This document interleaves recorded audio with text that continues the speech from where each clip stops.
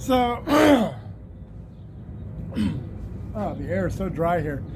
So, I made a video a while ago about people complaining and making mean comments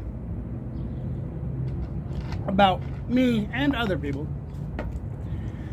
And, you know, people complain about the homeless a lot. Well, I was thinking about what we could do to solve this problem. And the first problem is you have to be willing to address certain problems.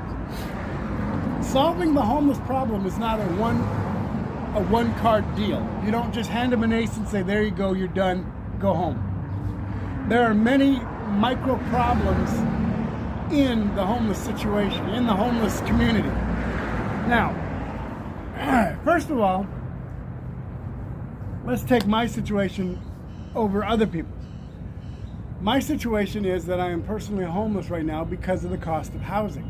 Housing in Arizona, in Phoenix, Arizona right now is $2,500 to $3,500 a month for a one-bedroom apartment, a New York style one-bedroom apartment. I mean, we're talking less than 800 square feet of an apartment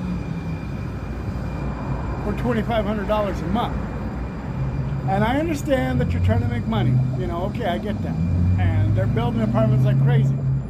But what they need to do is they need to build an affordable system for people who are not making $40,000 to $50,000 a year. If you're working minimum wage in Arizona, $14.35 an hour, you are making around maybe $26,000 a year. And you got to remember, that's got to be split up against food, transportation, medical, housing, and all your other bills. So you don't have the total to put towards just your housing. So, you know, that's part of the problem. But then also there's others where you can't just put them in a house. You could put them in an apartment and give them $200 a month of food stamps, and in a week they'll be gone. They'll leave it. They don't want to live in an apartment because there's certain problems inside of them that are bugging them, and they don't like it. They don't like being in an apartment for whatever reason. These are mental health issues that you have to deal with before you start giving them services, before you start giving them, you know, necessities, food and shelter and things like that. These people are in some cases not capable of understanding society in general and need to have special care taken to get them into a position where they can be safe and comfortable. So that's, you know, part of the problem. That's a lot of the nuisance homeless, the ones that you see sleeping on the street and doing the drugs and things like that. They have mental issues that have to be addressed before you deal with just them being homeless thing.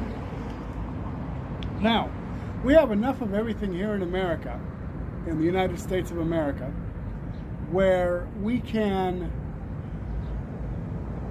make sure that everybody has the basics. And I'm just talking about basics: housing, food, medical, transportation. And, you know, when I talk about housing, I'm just talking about a basic studio apartment. If we could develop a basic studio apartment, just something that was like 12 by 30 feet, say 14 foot wide, 30 foot long studio apartment with a shower, bathroom, and a full-size fridge with a dual, you know, 2-burner stove and a sink. That would be enough for everybody who needed an inexpensive place to live could afford. You rent that for $600 a month, then somebody can afford that and they can live there. And then they can work their way up if they want to. Now, the other half of this was, I figure if we developed a system where, you know, if you're on state assistance of any kind, access, food stamps, any of those things, you know, state assistance, then what if we developed a program where you're on state assistance, and to get an apartment, to get one of these little studio apartments and to get a $200 a month food stamps, you have to work, let's say what? Let's say 8 hours a week.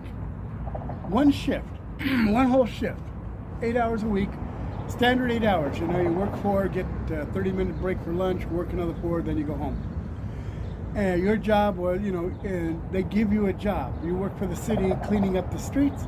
You work for the city cleaning up the parks. You work for the city, going around doing other things, maintenance or whatever you're capable of doing. And you work this shift for 8 hours a day. Now, you can work more if you want to, but you have to work a minimum of one shift, 8 hours a day, every week. And, so you come in, you do your shift, and then you go home. Somebody comes in and they do their shift, and then they go home.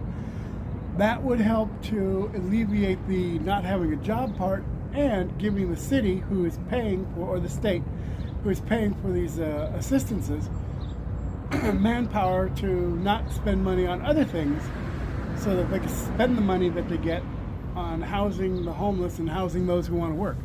If I could find a $600 a month studio apartment with electricity and Wi-Fi included, access to a bathroom and a kitchen, I would be perfectly fine. I could pay $600 a month to live in a nice, decent place, and not have any problems. So that's probably some of the problems that we have with the homeless. And those are just some of my ideas for fixing the problems with the homeless. So maybe you want to, let me know what you think.